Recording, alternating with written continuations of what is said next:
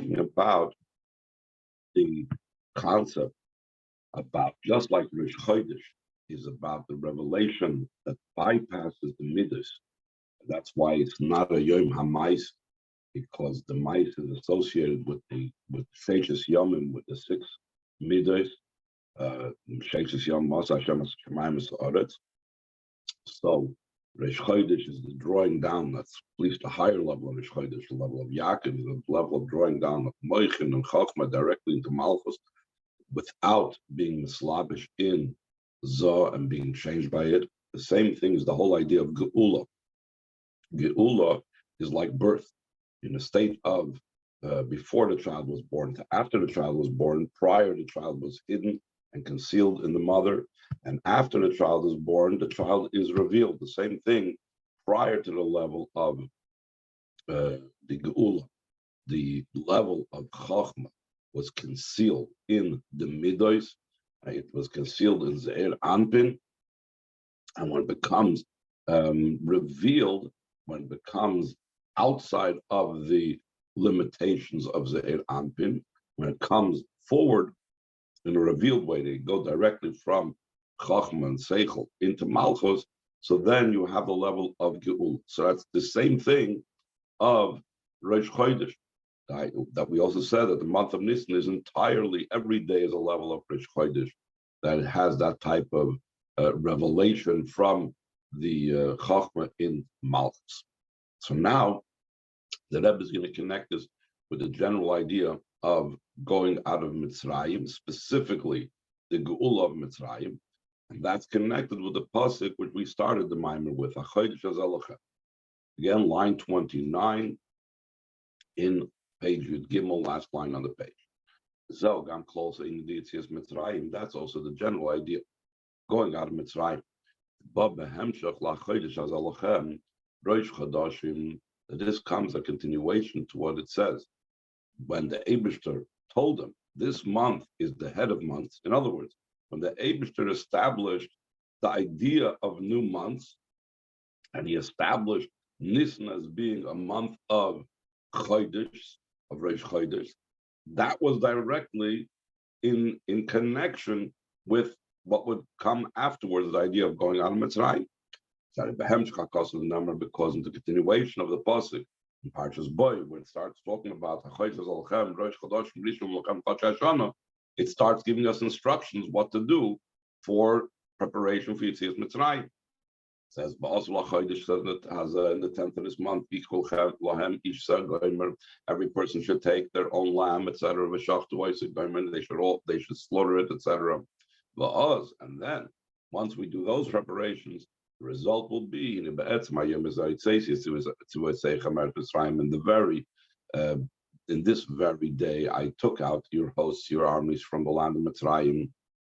Now, by the Eibishter just saying it, even before it occurred, it didn't yet happen yet. We're still talking about in Parshas Boy. The actual Geula was at the conclusion of Parshas Boy. This was still at the beginning in HaChodesh HaZelachem. It says Hotzeisi in the past tense and so on. Why does it say it in the past tense?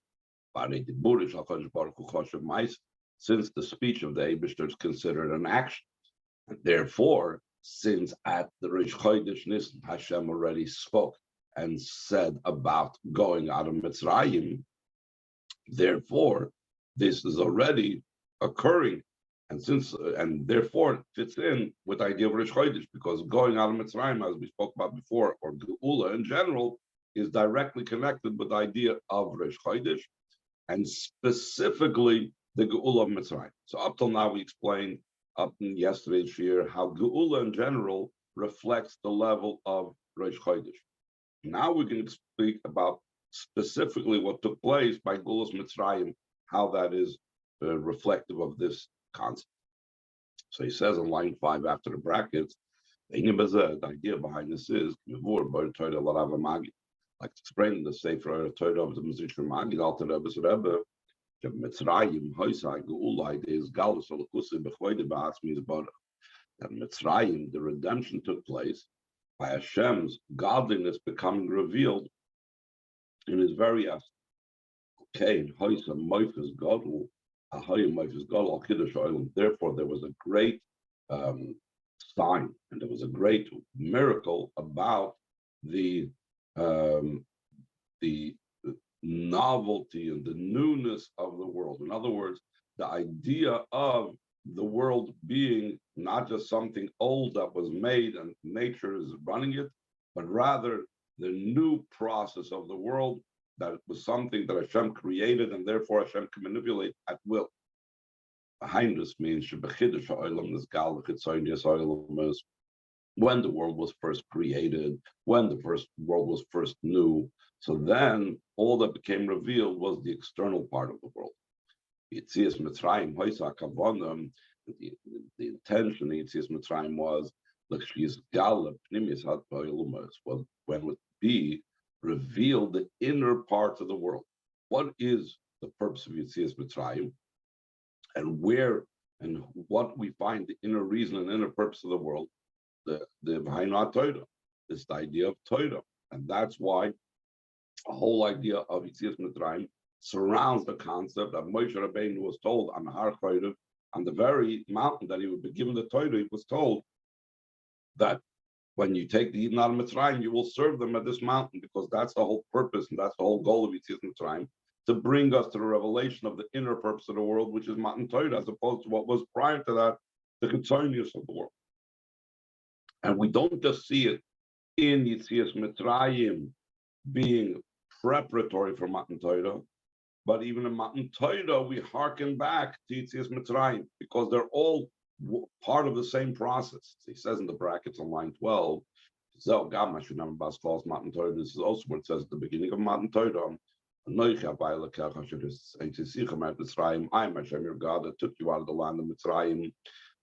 This means in the Matan Torah, the beginning of the idea of the giving of the Torah and the preparation for the Matan Torah.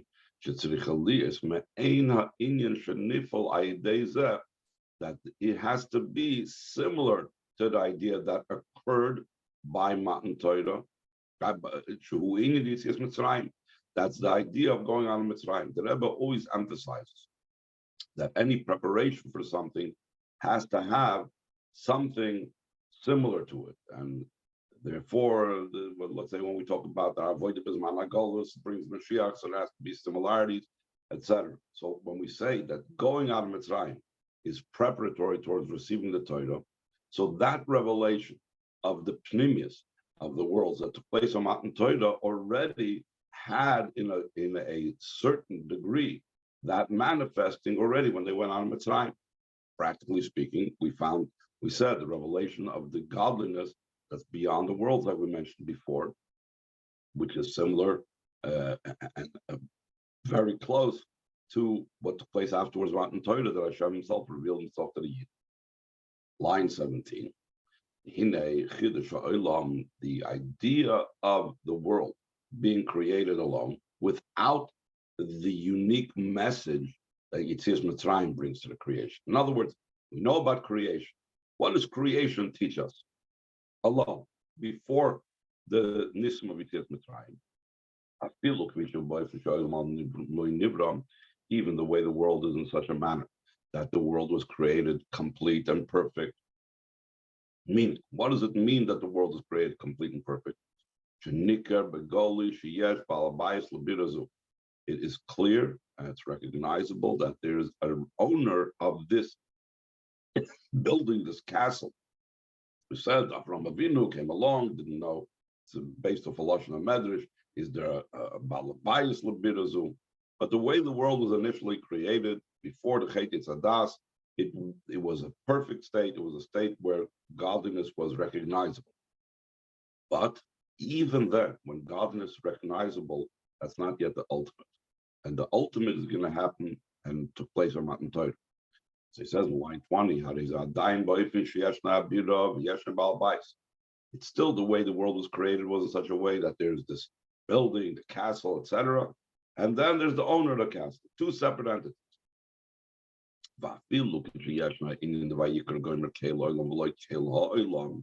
Even when there is the idea that there's God, world together, not God of the world, separated by the letter Hey. the very famous thing that the Chassidus always brings down, that the Avram Avinu that he called out Keil Olam, he didn't say Keil Ha-Olam, because Keil Ha-Olam, that hey indicates separation, that there's world and there's God. Keil Olam means that God and world are not separated. So even at that stage of the creation, at that stage of the existence of the world, prior to Yetzias Mitzrayim, prior to Matan Torah, in even the most perfect spiritual state of the world, this is still the external level of the world. As opposed to revelation of the inner part of the world, why the Matan Torah is through the giving of the Torah, Mitzrayim, beginning from the preparation for this, through going out of Mitzrayim, as we said before. Matan Torah is the pinnacle, but it began with the process of going out of Mitzrayim. What do we affect? Not Chitzonius anymore, not anymore the external part of the worlds and the spiritual levels are what's being revealed, but rather Shaydeza Poilam Ba'olam, line 26, through the idea of Matan Torah we affect in the world, that we see not only do we see God in the world, but we only see godliness alone. That's the general idea that we say that there's nothing besides Hashem. That is the point of Matan Torah. Not just that God created the world, God owns the world, God and the world are together, but that all there is really godliness. Ain't nothing besides. That is the goal of Matan Torah. We said that Yetzias Mitzrayim is part of one continuum. To such a degree that by Matan Torah we said that Anoich Hashem Elokecha, Shirtzichem Eretz Mitzrayim, it's all part of that going out of Mitzrayim. So he says in line 28, if they live for is that to be able to affect this. The Anoich Havai Elokecha, I'm Hashem your God. La'achli Agdom, the Tzichem Eretz Mitzrayim, after prefacing, I've taken you out of Mitzrayim, top of page, that's what. Sarich is to Gmosei Gamba Avodas Ha'adam. So there needs to be also the similarity of this avodah of going out of Mitzrayim, this avodah of, like we said, spiritual birth, leaving behind the concealments of pregnancy and coming out revealed, has to be also in the service of the person. And what is that service of the person that needs to reflect that? The service should be not only from the perspective of the emotions. In other words, he's serving Hashem because of his emotional feelings and appreciation emotionally for godliness. The problem and the limitations with serving Hashem just based on emotions is because emotions are called Yimei HaMaaseh. The emotions are with which the Eibush created the world. So therefore, he is still within the limitations of the world if he is serving Hashem based off of his emotions. If the reason why he has Machshava Dibur Ma'aseh Torah Mitzvahs is based on his love and his awe. And now he enumerates again the emotions that we spoke about before. For either he's doing it out of the concealed innate love that every Yid has, or even if he's serving based on the emotions that are in the appropriate way, in a revealed way. That what's the emotions in the most highest way is when the intellect is what brings the emotions to the fore. When a person, through his bonus, through his using his mind, brings out the emotions. It says in line 5, though the midos that this person has, that is his motivation behind his doing his action of Torah mitzvahs, are drawn and comes as a result of the intellect, like it says, that a person will be praised according to his mind, meaning that the intellect is the cause of the person being praiseworthy, the person's emotions being the way it's supposed to be. Each goes on emotions, so sichloi, his intellect makes his emotions the way they're supposed to be. But even then, even when his midos that are causing him to do machshava dibra ma'aseh in Torah mitzvahs are in the utmost highest state, and they are motivated and created by intellect, still in all, as we mentioned before, in that case, The intellect is still concealed inside the emotions. The intellect themselves is not in a revealed way. There's a need that a service should be as a result of the intellect beyond the world. The essence of the moichin of the intellect. In intellect, there's two levels of intellect. We mentioned this in passing before. There's the intellect that's hashayachim lemidos, that is connected with the world of emotions and eventually can be brought into fruition to be able to bring about the emotions. But then there's pure intellect, pure objective intellect that has nothing to do with the world of emotions. And even higher than that, there's the inner level of intellect, the way it completely connects with the level of Hashem.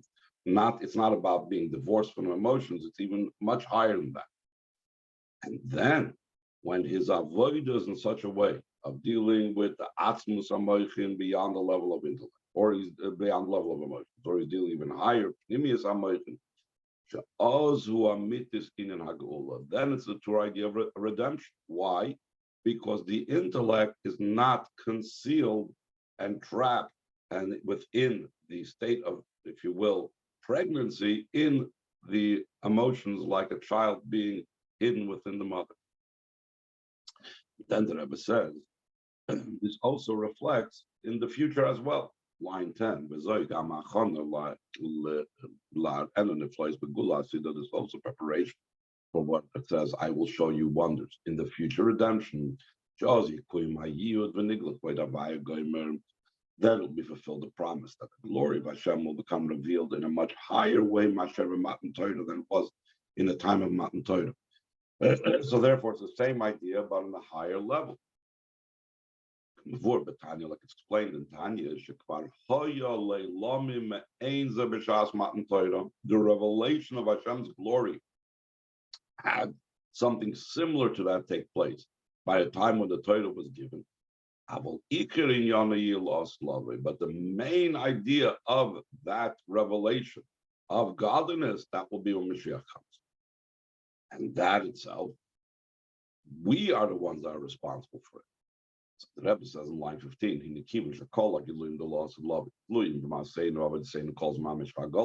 Rebbe says in Tanya, since all revelations of the future time is dependent upon our actions and our service throughout the entire duration of Golas, to such a degree, says in the brackets, the primary thing is the Jewish people's service, what we do. We are the ones that determine this. For Materis of Baal Shem Tov al Pasuk, like it's understood from the teaching of Baal Shem Tov on the Pasuk, Havayit Silcha Yadi Menach, Hashem is your shadow upon your right hand, on your right side. That the Baal Shem Tov was accustomed to saying, that Hashem is likened and akin to a shadow. That he does whatever a person does, like a shadow mimics whatever the person does. So too Hashem mimics everything that the person does down here. Now, that's what the Baal Shem Tov says. The Rebbe derives from that statement of the Baal Shem Tov an amazing point. And how it's the most important thing is what we do. And listen to what the Rebbe takes this over here. Says, Zem Buvin, he says on line 21, from this is understood, Inyan Naila Yoser, and even a higher thing, the main thing is the service of the person, not the resulting effect that we have on Hashem. When we talk about a person and a shadow, and because the person moved his arm this way, the shadow moved this way. Because he walked that way, the shadow moved that way. What's the main thing? What's the secondary thing? The person is the main thing. The shadow is only tuffle. It's only an auxiliary to the person. It's only secondary or even less than that to the person. So the Rebbe says if the Eibishter is called the sail of the person, the shadow of the person, that means that what's the main thing? The person's avoided down here. Amazing concept. Let's see it inside. So he says, line 22. Again, let's do line 21 again. This understood in an even higher level. The main thing is the service of a person. Just like in the metaphor. And how do we know that we could bring this aspect out of the metaphor as well? Since it's a marshal based on Torah, it's exact in all the details. So therefore, when we bring a marshal according to Torah, so even that aspect of the marshal, what's primary and what's ancillary, is also exact. The main thing in that marshal is the person that's moving. The iluat sale nimshach akrav, as opposed to the shadow that's just following him. That's only helpful to him. So too, it's in the actual case that we're studying over here. The main thing is the person's avoida, not the result that occurs from it. And corresponding to and appropriate to our actions and service, metaphorically speaking, the Eibishter is now becomes our shadow. To note, according to this is added explanation to what was previously explained concerning that was a pleasing spirit before me that I said, and my will was fulfilled. He means previously, not in this mimer, a mimer earlier in that year in Tafshlamet base.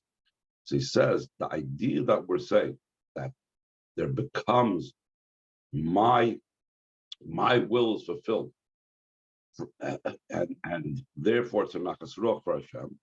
So he's saying that that's even higher than the reward for the mitzvahs. What's the reward of the mitzvahs? Shehu tainug haniv. The reward of the mitzvahs is what we are enjoying. That's what a reward is. I did something, I get Gan Eden, etc. I'm getting rewarded. That's a very limited and low level. It's my reward. Before Barucham, Hemshach like explained at length in the Hemshach of the Rebbe Arash, beginning with the words V'kacha. It's also a Pesach Hemshach. Nachas Ruach, who bedugmas ha'inyan that the Nachas Ruach is similar to the idea that it says Hashem is your shadow. That the cause of this Nachas Ruach is the idea of that I said and my will was fulfilled. So this Nachas Ruach, this delight, this enjoyment, this pleasure that occurs from the doing of the mitzvahs, so this pleasure and this delight and this enjoyment, this is a result of my doing. So that means that the will being fulfilled, the Yidden doing the mitzvahs, is higher than the result that occurs from it. So this is all said parenthetically. He says, initially it has to be the avoid of the Yidden in such a manner where they are completely connected with the level of Geula, which the level of Geula is the level of intellect, not the way it's entrapped and engulfed in the midas. Not only from the perspective of the emotions, but also from the perspective of the intellect as well. So the Rebbe, let's learn one more paragraph to the end of the Ois. This is also the idea of the month of Nisan. All of them are concerning the month of Nisan. It says, it is the first for you for the months of the year. So this is a very strange situation. We always talk about this in Yadua, because it's known the examination of this. The head of the month of Tishrei is called the head of the year. The first of Tishrei is Rosh Hashanah. Why does it say concerning this and that is the head of months? It's explained at length in the Hemshach of the Rebbe Rashab of Tafri Samach Vav. And we had this also in previous Mamorim this year. There are two ways how the Eibishter runs the world. He either runs the world in a way of either in a natural way of running the world, and then Van Hagen, he says, And then there's a miraculous way of running the world. Sheshteihem b'shleimusan. Both of them are a perfect thing. It's not that one is lacking or not. We're not going to say, well, it's miraculous, so it's something really great. But the natural way of running the world, that's not so special. There's no. Each one on its own has its own particular perfection and quality, etc., etc. But Wafel became, despite the fact that each one has its own particular quality, in the Chodesh Tishrei in Yonai and Hagativus, month of Tishrei, what is its message? What is it about? The natural way of running the world. Chodesh Nisan in Yonai and Hagativus, and the way how the month of Nisan is about is running the world Tishrei is natural. That was a time when the world was created. So therefore, since the time that the world was created, so therefore, it's about the natural way. Whereas Nisan is the idea of miraculous. The whole celebration of the month of Nisan is the miraculous going on in Mitzrayim. It's also understood in the word, in the name Nisan, from the word Nes, miracles. Ba'adli Nisan is, and not just is it miraculous, but it's miracles of miracles. Like it's understood from the Gemara's sayings, what Gemara says, the Masechtas Brachos. Someone that sees in a dream a name that has in it two, or a word that has in it two nuns, as the word Nisan, for example. So he has two nuns in that word. So then that's an indication that Nisan Nasula, that miracles of miracles will occur to him. So therefore, since the month of Nisan is called by the name that has in it two nuns, that's an indication that what Nisan is about is not just miracles, but it's miracles of miracles. And what are miracles of miracles? So we spoke about also in a previous Maimon that we learned, there are different levels of miracles. There's a level of miracle that's enclosed in nature, like, for example, Purim. There's even what we spoke about the previous Maimon, there's Lois and the Flois Kedos Lavadi. There's a miracle enclosed so deeply in nature that I feel about Nes, the one who experienced the miracle doesn't recognize the miracle. So he's saying, the miracles of miracles is first of all higher than the miracles enclosed in nature. It's also higher even than an ordinary miracle that's beyond nature. So even the regular miracle, not the miracles that are enclosed in nature, but the regular miracle. When we have miracles of miracles, that's even higher than the regular miracle. Similar to what we spoke about earlier. In the heads of months, that in every heads of months, there is a double head. Same thing in miracles, there can be miracles of miracles. And we spoke about what's it mean by the chodesh b'chodesh? The simple meaning is every single month. But the deeper meaning is, we said, chidush shoychol chodesh. In the month itself, there's the novelty of the month itself. Until we have the special quality of the month of Nisan, that all the days of the month are similar to heads of month. So therefore, this is the reason why this has to do specifically with the month of Nisan, because the month of Nisan is that way above beyond type of revelation. Therefore, it's a way of miraculous, it's miracles of miracles, because the Geula is in such a type of way where it completely breaks through all the boundaries, not limited by emotions. It's the pure level of intellect, like we were speaking about before. Okay, we'll stop over here. Sorry, no time for questions earlier, but now you can ask me your questions.